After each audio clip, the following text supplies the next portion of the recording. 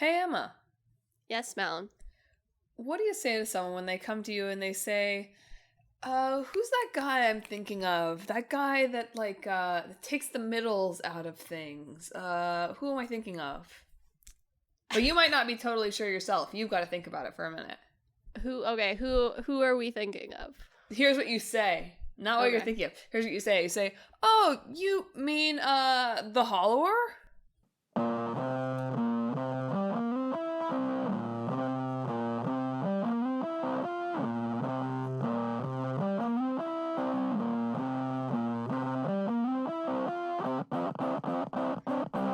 Hello and welcome to Talk This.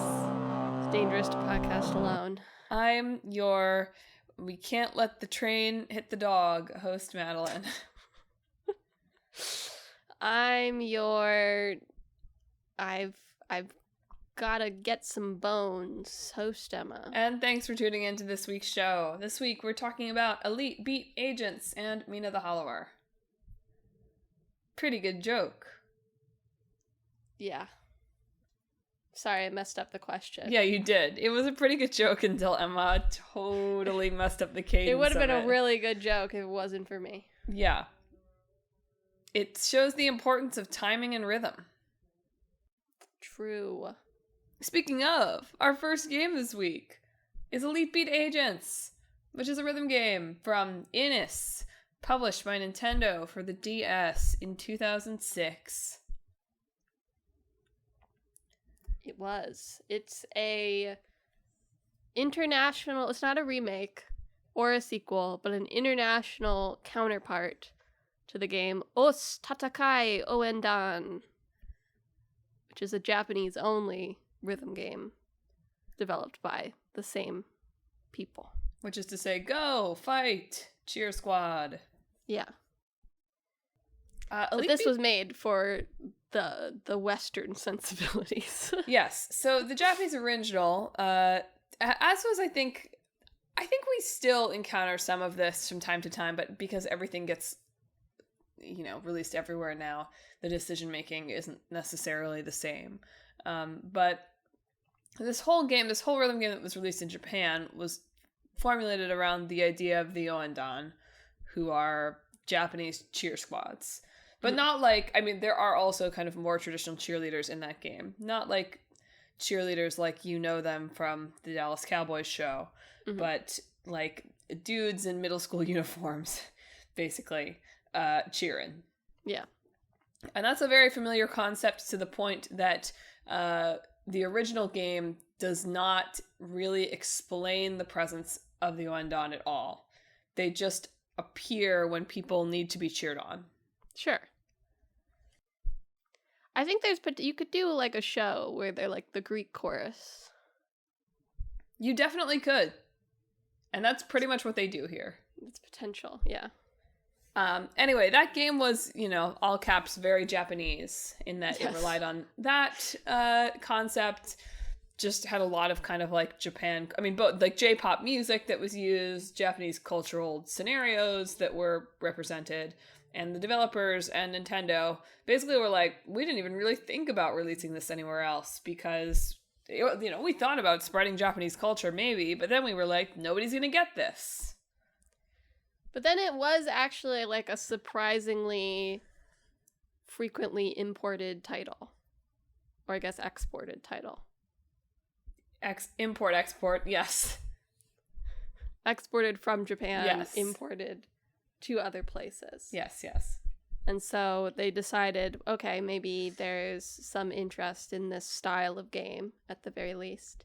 So why don't we make something where we're reusing the mechanics, but we've created something that's more internationally familiar. And that's Elite Beat Agents. And so the concept in both games is it's a rhythm game on the Nintendo DS. So your squad of cheer agents, basically, or elite government squad of guys who come and help you out when you need someone to cheer you on. The Ghostbusters. The Blues Brothers, etc. They come and they cheer you on, and you do little rhythm tap things on the bottom screen while stuff is happening on the top screen. And it's lots of little kind of, it's like slice of life anime, basically, scenarios that get more and more outrageous as the game goes on. Yeah, you've got like the 3D modeled Elite Beat agents doing a dance on the bottom screen. And then the top screen's like 2D, like sort of vaguely like rhythm heaven-y looking guys doing stuff. And how each level kind of works is there are segments where you do the rhythm action, and then depending on how well you do, the person is encouraged and does better or worse with the task that they are trying to solve. And then at the end, depending on how well you did, there's an ending that is either like great, good, or bad, basically. Yeah.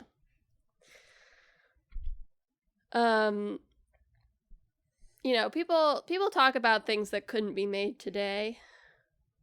I don't think you could make Elite Beat agents today. Why do you say that? What about because it jumps out to music. You? Well, okay, yes. Like solely. I mean, I guess I don't really know how rights to covers work. Like if I wanted to put the country guys version of Fast Car in my movie versus the original version of Fast Car, I don't actually know how the rights process would work for that. Because both, the original had a lot of covers of popular J-pop songs at the time. And Elite Beat Agents has a lot of covers of... like Avril Lavigne. Yeah, it's got Skater Boy. And, like, not necessarily... It has old stuff, too, right? It has, like, Earth, Wind, and Fire. Yeah. And some Rolling Stones, Queen, I think. Yeah. Rolling Stones at the end, Madonna. So it's not... But it's still stuff that people... Like, big songs that people would still recognize, right? Like, you can read through this track list and go, like, yeah, okay, yeah, that. Right, yeah that. So I don't know if the rights process is like easier for covers than it is for putting the actual song in the game, but I still feel like it would be prohibitively expensive, and also you wouldn't be able to sell your game within like 3 years. Yeah. Well, it's commissioned covers too. Like you referenced, like an existing cover maybe of Fast Car, but these were covers that they had like made for the game. Yeah. So R.I.P. to Livin' La Vida Loca, which apparently got pretty deep in until they realized it was not going to happen. Yeah. I mean, they really did get a lot of songs that I recognize, though. So yeah. I wanted to play it. I recognize that there's basically no way to play this now. Yes, there's absolutely no legitimate way to play Elite Beat Agents anymore. I mean, maybe if you can find a cartridge somewhere. Yeah. Fair enough. I mean, I think there are a lot of reasons why you couldn't make this game. Frankly, that is probably an obvious logistical challenge. But even, I watched the Did You Know Gaming video about this, where he talked with the devs a fair bit. And there's all sorts of coverage of this at the time. Like both of the Japanese release and of Elite Beat Agents, like these games sold pretty well. Yeah. The Elite Beat Agents was marketed under Nintendo's Touch Generations label, which was basically they're like, hey, this is a game for people who don't game. Which Touch Generations, by the way, is like it's awful. It's an awful name. Just awful. Yeah. But anyway, it's there sort of like, hey, this is for everybody. This is for unexpected gamers kinds of things. But the devs talked about, they said, well, one, they were like, well, you can't really make a game that is expected to sell pretty good anymore. And we talk about that on the show all the time. That selling like okay is something that could get you, developing a new version of the game for the States in 2006 and putting out a sequel in Japan in 2006. But that's now something that gets your studio shut down forever. Right. That too. And I think rhythm games are... they talk about the sort of like the appeal, but also the challenge of rhythm games in some of the interviews too. It's on one hand, everybody likes music, and everybody sort of has the appeal of grooving to music and feeling the rhythm. So it should appeal to everybody. And we saw that, right? Everybody played Guitar Hero for those 2 years. And DDR. And DDR. And those required external hardware. Yep. Everybody bought their guitars, they bought their dance pads, and they did that for a few years, right around the time of this game. But even then, and still, rhythm games are kind of niche. It's hard to have a smash hit rhythm game. I am actually very curious how Rhythm Heaven does. Yeah, me too. Because it just came out, I guess, the new one for Switch and Switch 2 still. I should get that. It is, yeah, it is on Switch still. Yeah. So, you know, Nintendo feels like it does have wiggle room to be releasing like niche stuff when it wants to. Yeah. But I am curious, like, how well that does for them.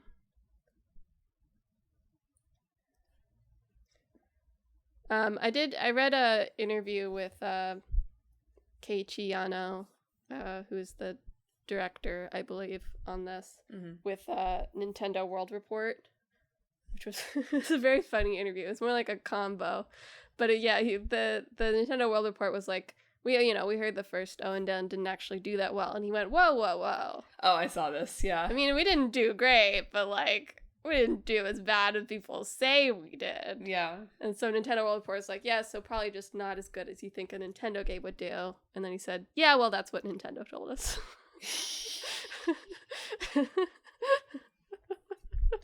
Yeah, over in America, Reggie was kind of bummed too. Remember Reggie? I do remember Reggie. Those were the days. I can't remember. It's Doug Bowser left. It's a woman now. I can't remember her name. Bowsette. Yeah, maybe it's Bowsette. No, they just hired a new Nintendo of America person, they introduced her at the last Direct, but I can't remember her name anymore. I apologize. Anyway, Reggie was like, sold pretty well, but I thought it was going to be a smash. Yeah. I mean, that's why they put like the touch generation thing on it, right? Yeah. Because they wanted to tap into that rhythm game thing. And this was this Wii era or right before the Wii era? I think right before. Yeah, so very much a time when Nintendo was very much trying to court the non-gamer. Mm-hmm. And this game is very silly.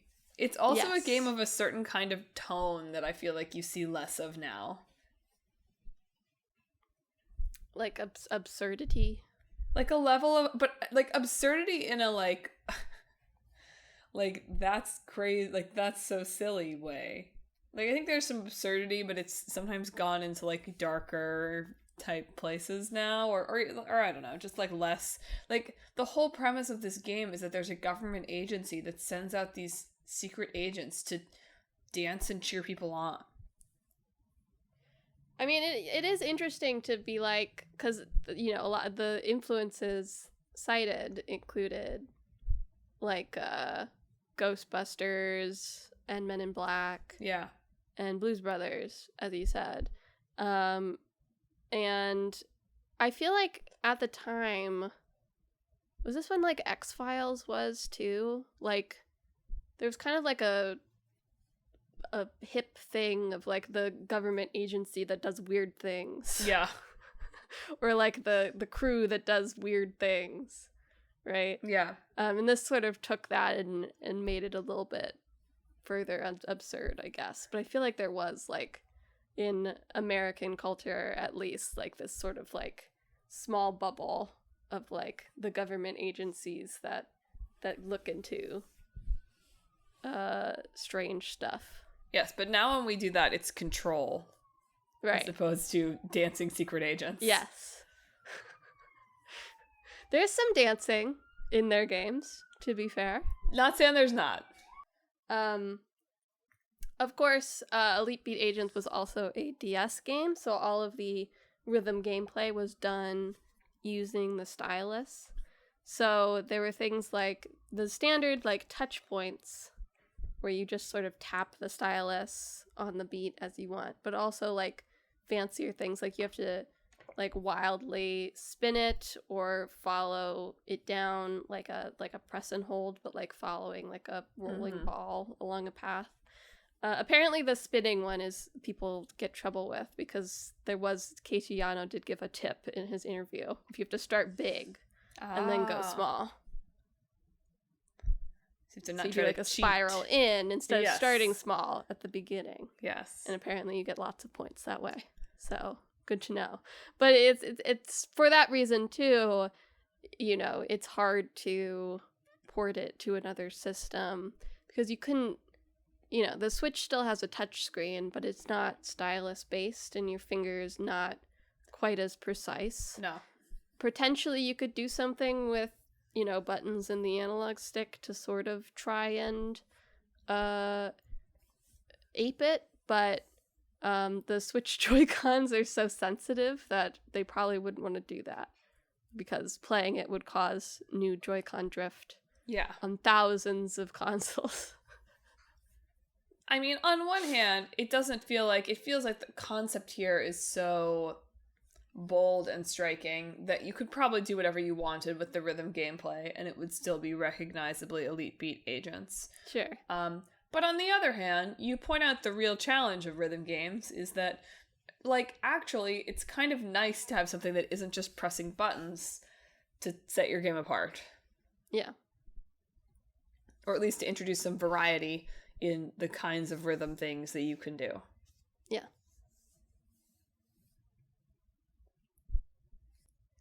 I am just thinking more about, like, the DS and unique console features in the wake of the we will have no more physical media in games in 2 years news.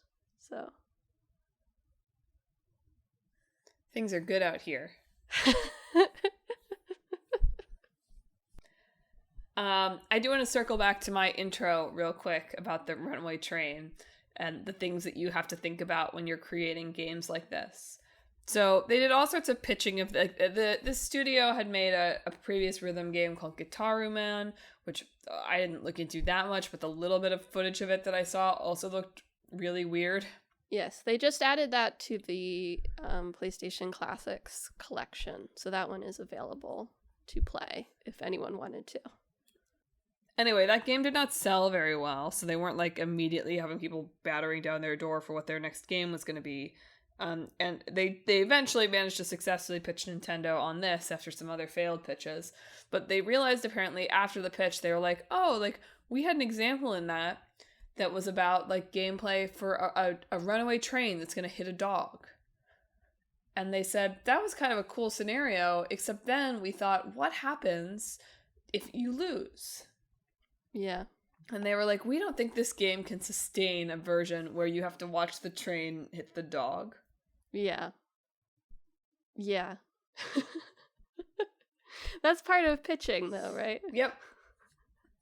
You come up with something, and then only afterwards you're like, maybe that doesn't actually work if you think about it too hard.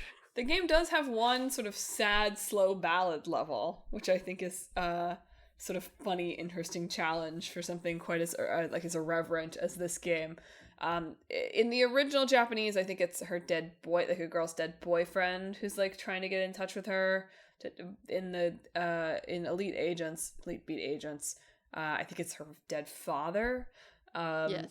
But on one hand, good. If you're thinking about crafting this as an album, slow song in there, good. On the other hand, what a pivot for the agents.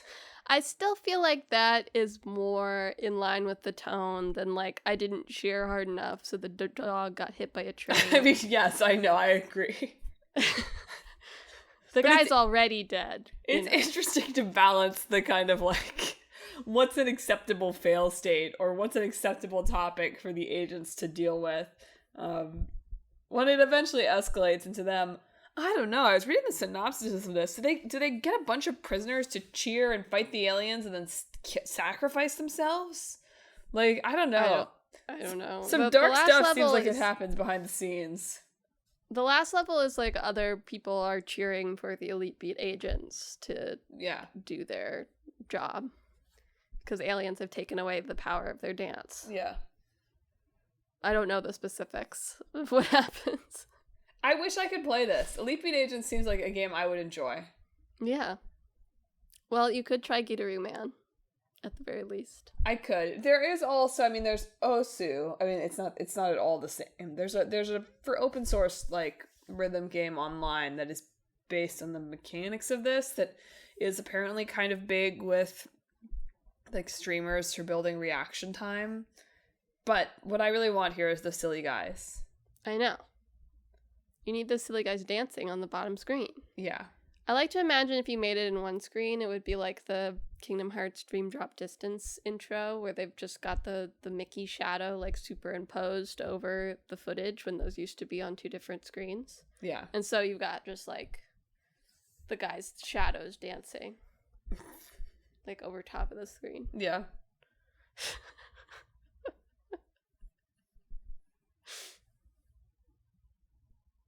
Well, speaking of Game Boy games, that's what I got. That's all I got.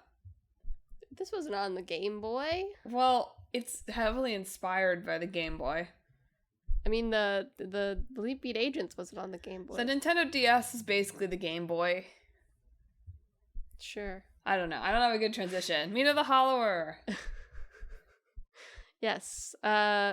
Mina the Hollower is a 2026 action-adventure game from Yacht Club Games, mainly known for making Shovel Knight, which we've talked about on the show before. So Mina is technically like their first real game, apart from all the different Shovel Knight stuff. Yeah, but Shovel Knight is like 10 games, so... Yes. They've learned from Shovel Knight to not do Shovel Knight again. Yeah. Is the takeaway. not promise 400 DLCs in your Kickstarter. Yeah, somebody asked one of them about that in one of the interviews I read. They were like, you know, would you have made that decision again? And he was like, it was a great business decision. The tone is unreadable. Anyway, in Mina the Hollower, it's like, I guess like a top-down Metroidvania Souls-like. It's like an old Zelda game with some modern elements. Keely, not too much like a Zelda game. Yes. I did think it was really interesting in one of the interviews is like sometimes they had playtesters who would think too much like, oh, this is a Zelda game. Yes. So they go into an area and be like, well, I don't have the Zelda item for the water temple equivalent or whatever. Yes. So I just have to leave and come back later. But you don't collect like new dungeon solving items in there's Mina no Rock's Feather like you do in a lot of Zelda games. So they had to make some tricks to try to teach players, like, no, you can do this. Yeah. I think they, like, lock them in the water temple equivalent, essentially, once you go in there far enough. And it's like, no, you just have to figure out how to use the burrow jump the way that you're supposed to. Yeah, I saw a lot of reviews that were like, I saw, like, a hidden thing in the corner on the screen, and I assumed that I would have to upgrade something to get it. But actually, when I came back 12 hours later, I realized I could have gotten it from the beginning. Yeah.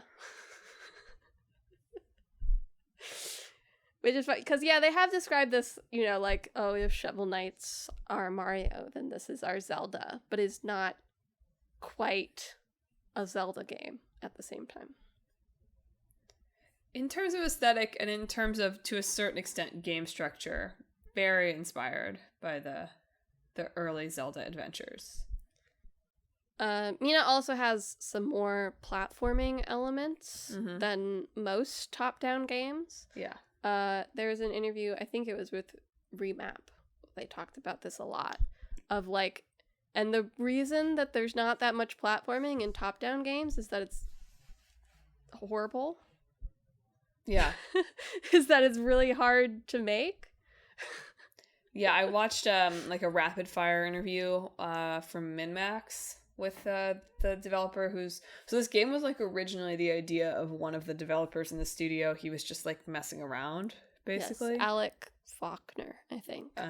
Like a side project to get better at some kind of specific kind of coding.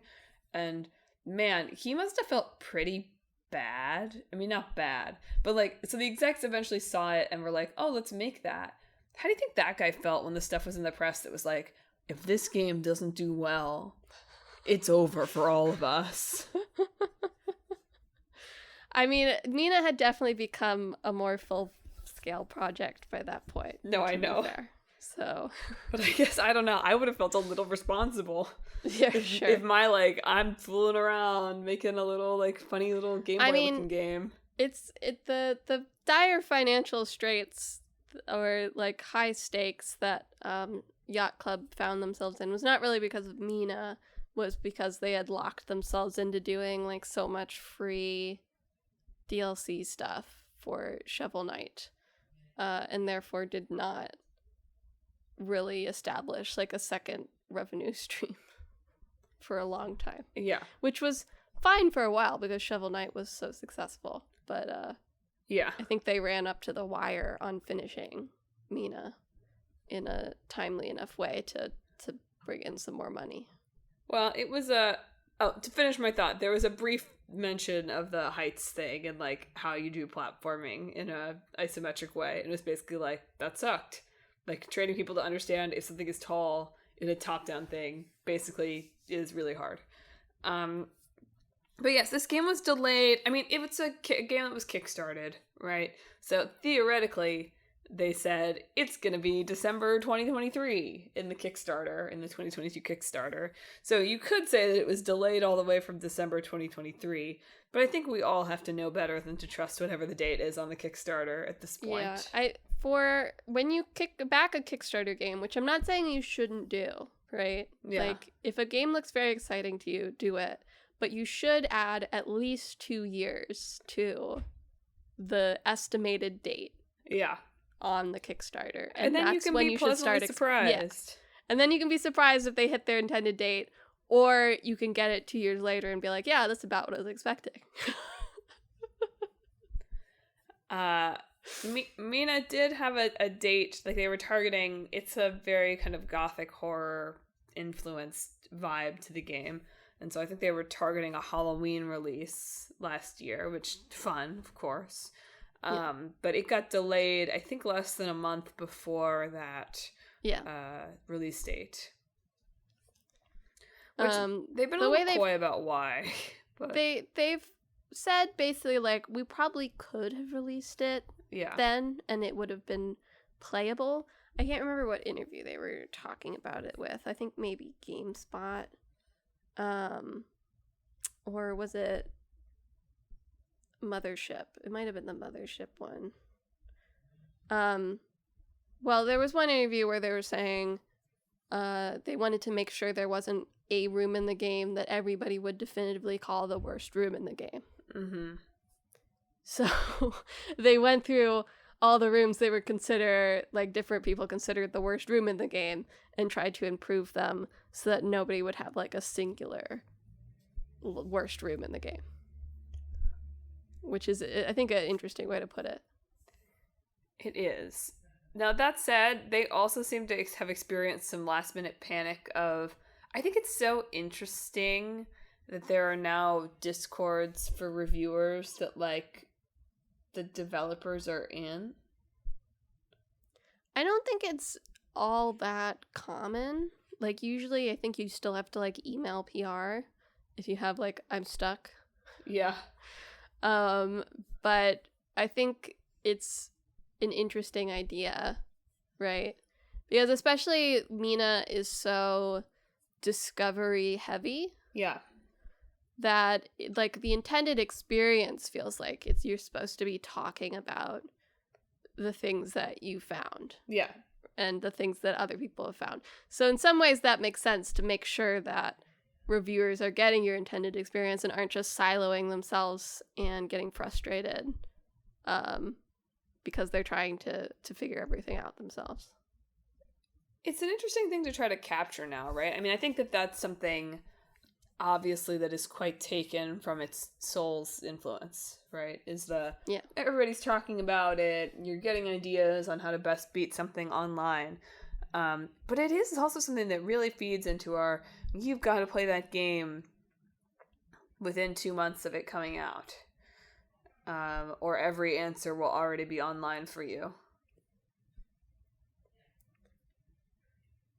Yeah. So challenging to balance that. You know. I mean, you could do that with anything, though. No, I know. I just mean, it's interesting to think about, like a desired experience of this game is you're playing it and you're like asking your friend or you're asking the community, how do I do this? And I think that's a really like awesome way to play a game and like an exciting way to play games and think about designing games. But also sort of interesting to be like, but, how much of that kind of conversation do you really have or can you really have if you play it, in November this year? But anyway, they were apparently like quite panicked watching so many of the reviewers get lost. They were like, oh, we kind of thought that was fun. Like, we kind of thought it was fun when you get lost. Hope you guys think it's fun. Yeah. Yeah, I did like the quote. I think this was the GameSpot one of like them going like, "It's fun getting lost. It's fun getting lost, right? They got lost. Our family playtested. They got lost. It's fun." But yeah, Mina's a game without a map, which, I mean, I think is a more legitimate design choice for something like Mina than other games we've talked about that don't have maps. Looking at you, Expedition 33. Yeah. Can't be looking at you. I don't know where you are. Exactly. Not sure where you are on the map. To talk a little bit about what this game is about. So we've talked about it, it feels a little bit like playing an old school kind of Zelda-y Game Boy game, except that, and they have spoken a lot about how they kind of held themselves, not in terms of how the game actually runs. They've been very clear. They're like, you could not do this on a Game Boy. It is not possible. But a lot of the design limitations that they picked for themselves in terms of what the sprites could look like and the colors they could use and that sort of thing are really tied to the original Game Boy hardware, which is kind of neat. Maybe that's our next frontier. We've kind of done PlayStation 1 horror. Maybe now we're doing There have been, I Game feel Boy. like, a lot of Game Boy-esque games coming out recently. This one, I don't think of, I mean, obviously it's very Game Boy aesthetic, but it is designed to be 16 by 9. Yes. As opposed to the square Game Boy aspect ratio. So it hasn't gone like full in. No. I've seen some projects that are like, it is fully like it's a square, Yeah. But yeah, I do think that is a popular sort of aesthetic right now. So to speak to the game, beyond that aesthetic and that kind of general sense, you play as Mina, who's a brilliant mouse inventor who several years ago was part of inventing these like generators that got put on an island. And now it's been about a decade, and she learns that the generators are malfunctioning and she's got to go back to fix them. She's a hollower who's like a guild of researchers, basically. And also uses her skill of hollowing to like do burrowing movements, which are kind of the unique movement and gameplay element of the game. You have various weapons. Over the course of the game, you go around and you repair those generators. Perhaps you suspect early, or perhaps you suspect later on that you are not necessarily doing a good thing by doing this. And I guess, I won't spoil the game that came out like a month ago. But yes, has some thoughts on climate change and the oligarchy and whatnot. There's also these suspicious monsters roaming around. Yes. And you do collect bones as your primary currency. So take that as you will. Yeah. So definitely dark. Definitely very gothic. Yes. Yes, she's named after the Dracula character. So. Yes. Another fun tidbit from the You May Be Wondering, because the main character is a mouse. another fun tidbit from that rapid fire min-max interview, he asked the developer, he said, are there any cheese jokes? And he said, no, we talked about this a lot, actually. I'm actually surprised about that because, so one of the Kickstarter things you could get for Mina was like designing an NPC to put in the game. And one of those NPCs is an unfunny clown.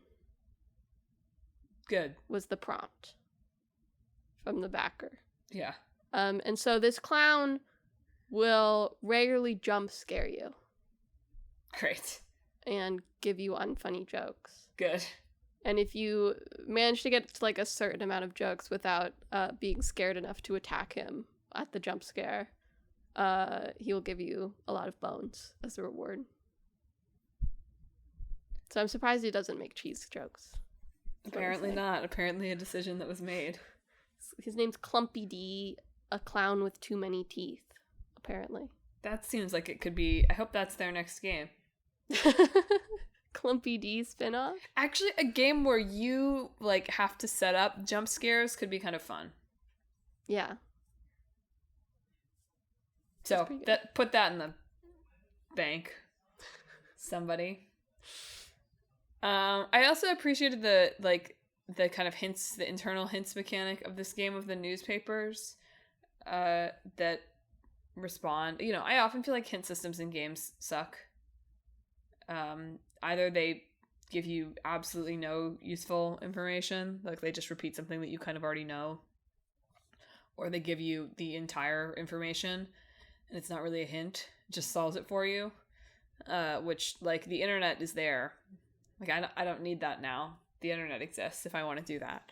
But Mina the Hollower has this, like, newspaper that you can read that will give you, like, news updates on the town and might indicate to you where you need to go or what you need to do next if you don't know what you're... Not that there's really... This game is all very non-linear, even though there's a, you know, maybe a quote-unquote intended path or suggested path through it. The newspapers kind of tell you where there is still stuff to do. Yeah. Which was at the GameSpot interview where the guy was like, I went into the swamp. What was it? The water area? Someplace that was flooding. Like that. He's like, I went in here and I didn't know what was happening. And then I left. And then later when I looked at the newsletter, it was like, or the newspaper, it was, flood's still happening. Nobody came to save us. Yeah. Yeah, but that's meant to indicate, like, yeah, you can do stuff here. Yeah. You can come back. The other notable thing about Mina is the way that it's handled its difficulty. Which it's variable whether you'll hear whether it's quite difficult or fine. It's a Souls-inspired game. Yeah. So which I feel like one of the common complaints I saw was like dropping bones is stupid in like a non-linear sort of experience, and I wish you didn't drop your bones. Which is something that you can turn off in one of Mina's many, many modifiers, which can be turned on or off to make the game harder or easier or just kind of tailor certain things to your experience. I think that's a really interesting way to approach difficulty. I think in the GameSpot interview they're talking about, it's like, well, you know, if you go into it like a full ethos, people who want to play the game but don't want to engage with the difficulty as much, they'll just download mods to do that anyway, right? If they want to enough. Yeah. So why not just put that in the game so that you can have some control over it in some fashion? Yeah. Which I don't really download mods for games, but... No, but I am also not really playing on the computer almost ever, so... But it is definitely a thing that people do, is download mods so that they can sort of tailor their experience the way they want. So these are meant to be kind of like mods that are built into the game. With the main critique of those being that if you turn on any of the easier modifiers, even once, you lock yourself out of getting any achievements for the game. Which is tough, right? 'Cause 1, achievements are kind of meaningless. Yep. But 2, it does feel like you're punishing people for using the options you've provided them. Yes. But 3, you aren't necessarily playing the game in the same way as other people, but you would be getting the same achievement for it, and quote unquote, is that fair? Yeah. But 4, it's even if you turn it on once, which feels like the main problem here. Yeah. Like, as soon as if you just play around with them at the beginning of the game, because you see they're in the menu, and you're like, what does this do? Then you cannot get achievements for the rest of the game, because you've turned them on to mess around on, like, a screen with. That does feel a little tough. Yeah. It does sort of feel like, surely our games are monitoring enough of what we're doing that you could just set it to be like, if it's on during this boss fight, or if it's, if this flag gets tripped and it's on, then you're disqualified. Yeah. There are, so the harder ones, if you turn on ones that make the game harder, obviously those don't disable achievements, and there are a few that are more accessibility adjacent that if you turn on, do not turn off achievements. For a while it sounded like, oh, if you touch any of these, like even turn on like the accessibility ones, it will disable achievements. But no, like the ones for like tapping versus holding or changing the color palette so you can see better do not seem to well, that's good. mess with achievements. But it is an interesting, I mean, I don't platinum things. Yeah. Right? And I am not a trophy hunter. But it is sort of a tough question. No other media has achievements, right? Or if it is, it's on an external website. They've probably gone in the less overall controversial direction on it, I guess, or the direction most likely to get less vocal online backlash. How about that? I think that the people who feel weird about achievements, by which I mean the people who are really into achievements, are likely to be louder and more annoying about the fact that you can turn on an assist mode and still get the achievement than the kinds of people who will be using an assist mode. So probably the right call in terms of having to, for their community managers, I guess. There was a little bit of backlash about this, or at least discussion. I'm not saying there wasn't backlash. I'm just saying I think it might have been louder and worse the other way, which does not mean it's the right decision, but things to consider. Yeah. Anyway, I'm vaguely interested in playing Mina at some point. Yeah. I will probably turn on the modifier that makes it so you don't drop bones. Sure. Because the corpse run back, especially in a very non-linear game, is something that annoys me greatly. Like, it has to give you some extra benefit. Sure. Like, in, what was it? In 9 Souls, when you picked up your old stuff, it would heal you a little bit, eventually. So you could, like, wait and use it as, like, a free heal. Yeah. When you're retrying a boss fight. But I think with this, it's just like, well, either you get it or you don't. Yeah, so you want to customize it to be a little bit less of a Souls-like Yes. balance. Yeah. Yeah, that's my impression after reading about the game and hearing about it. It's like, I'd like this to be less of a Souls-like. Yes. Make it more like Legend of Zelda, Oracle of Seasons. Yeah, exactly. Any last thoughts about Mina before we These are both games I would play. I mean, this game made me think fondly of my GBA Zelda games, so... Yeah. Maybe. You played, like, Tunic and enjoyed it, too. I did like Tunic. I mean, granted, I guess I played... I did enjoy the like, quote-unquote, first part of Tunic, too. Mm. That was fun. And, yeah, I didn't mind the, like, having to fight bosses over and over. I think what I really enjoyed about Tunic was the weird stuff that came after. But I did like the basic Tunic, too. Mm. I mean, that's not, I guess, not exactly like Mina, but just in terms of, like, creature with just thinking, weapon wandering around discovering things. I think I liked Tunic more than I liked Animal Well. And I fear that this game... I think this has more of a straightforward narrative than either of those. I'm not even really talking narratively at this point. Like, I mean, narratively, I did enjoy Tunic more than Animal Well, and puzzle, ooh, what am I figuring out? I liked Tunic way more than Animal Well.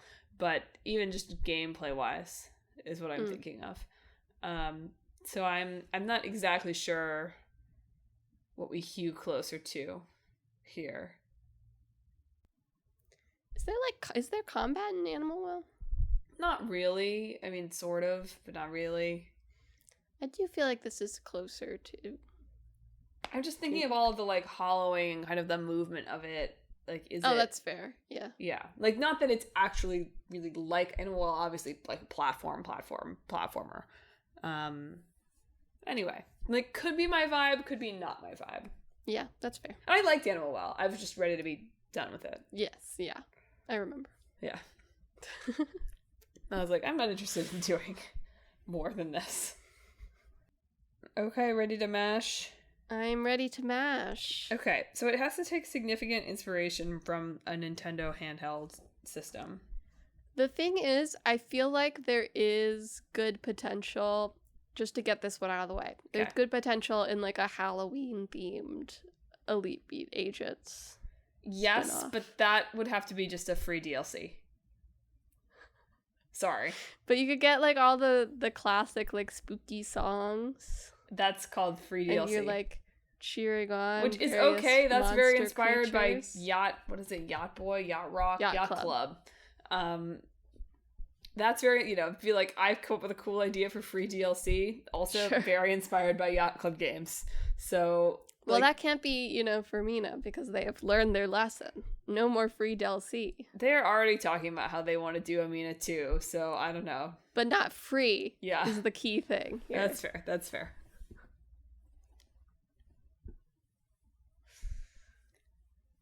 But yeah, Monster Mash, Elite Beat Agents is what I'm thinking of.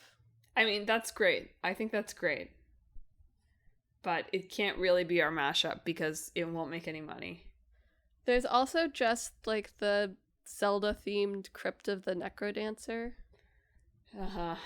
Which is kind of a mashup of these two games. That's unfortunate that exists because you're right that kind of there it is. Yeah.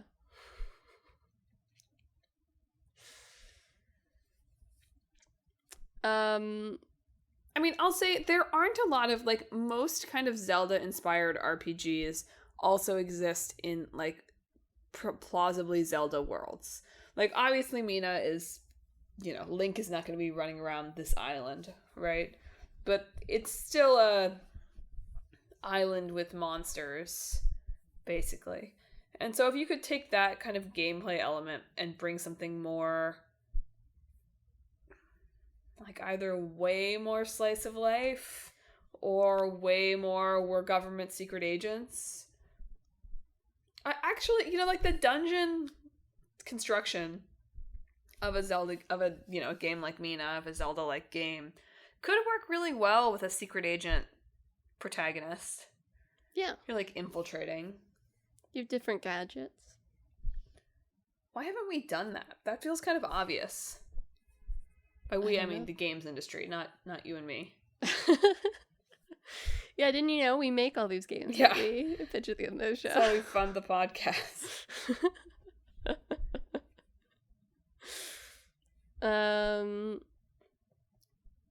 Yeah, that would be interesting. Potentially kind of problematic, depending on how you do it. But we could do it in like a fake world. It's like a heist game. Whatever. Yeah. They can be Cloud and the gang, right? They don't have to be like actual cops. They can be... They're doing eco-terrorism. Eco-cops. Yeah. Got it. We can figure out something that's a little more ACAB. I was just thinking, like, because, you go to... A lot of these games, you, like, go to another place, right? But with, like, a secret agent, it'd be like, oh, you're in another... country, right? Sure. That's what I was thinking, like, oh, that could be problematic. But No. It's internal. Internal, yeah. Yeah. Okay. like a Winter Soldier. Yeah, there's no colonial or racist elements here. It's purely Okay. your own people. Your America's been taken over by Hydra. Yes. Okay. I can't figure out a way to work the rhythm element into anything here, other than your DLC. It just randomly has like the Mario Adventure timing button inputs. Yeah. I mean, I guess that's, oh, what's the game? What's the Xbox Shadow Drop game? They closed the studio now. That doesn't narrow it down. It came out a couple years ago. Everybody really liked it. Rhythm.